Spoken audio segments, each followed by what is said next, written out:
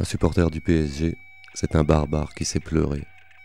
Jérôme Réjas, Les Cahiers du football numéro 33, mars 2007.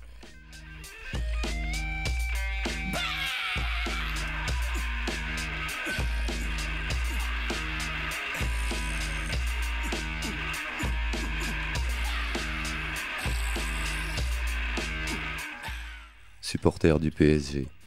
Les rires déjà lèchent mes entrailles.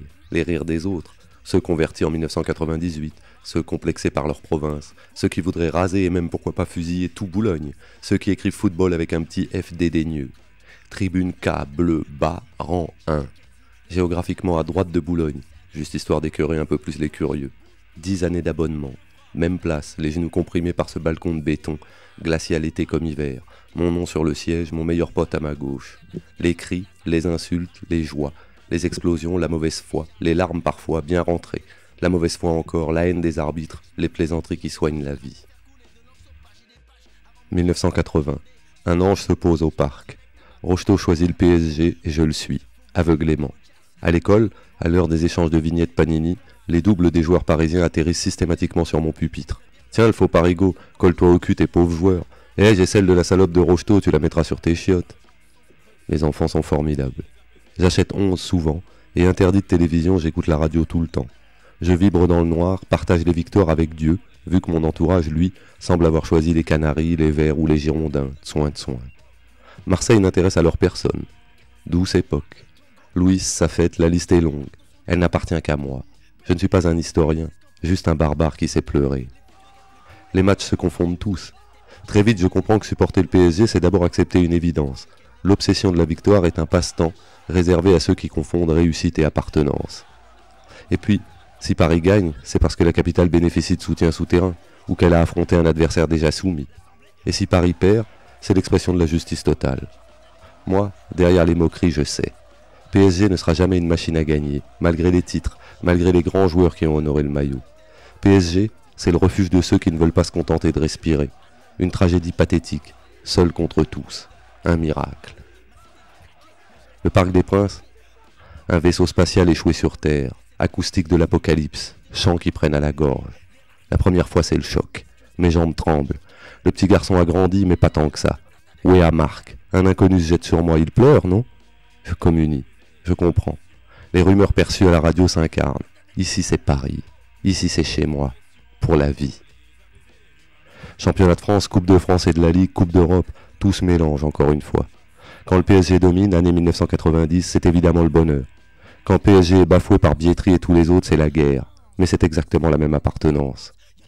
Celui qui croit à la victoire éternelle est un crétin. Quand les trompettes du succès auront cessé leur douce et martiale mélodie, les stades se videront. Tous, sauf le parc.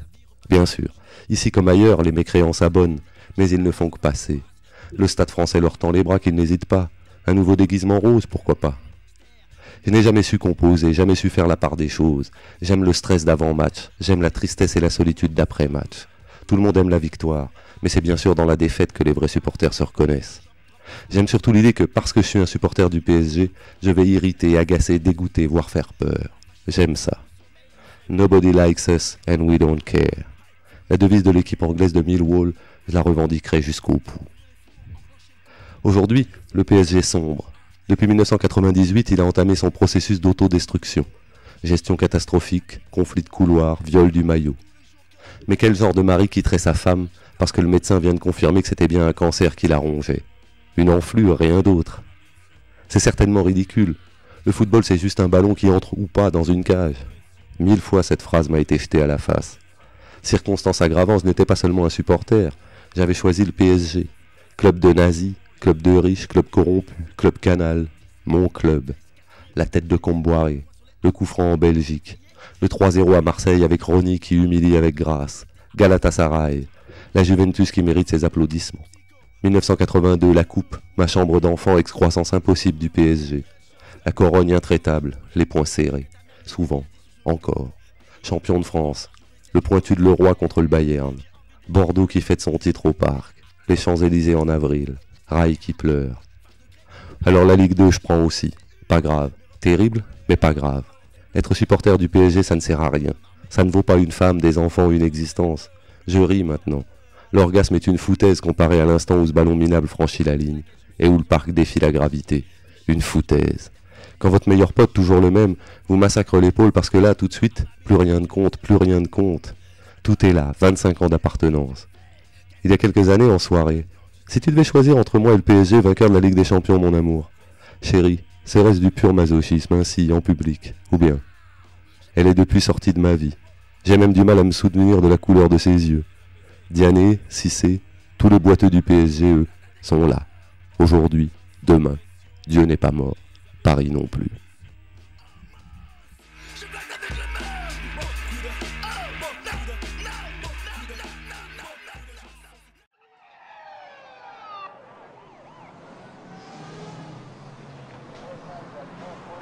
Go ahead. Make my day. Suite à la parution et au succès de Parc, on voit ici Jérôme Réjas, l'auteur, en compagnie du joueur du Paris Saint-Germain Zoumana Camara et de l'éditeur de Parc, Karim Boukercha, ancien graffeur, journaliste, auteur, éditeur donc et désormais scénariste. Jérôme Réjas a décidé d'honorer le Gris-Gris international d'une chronique apparemment hebdomadaire.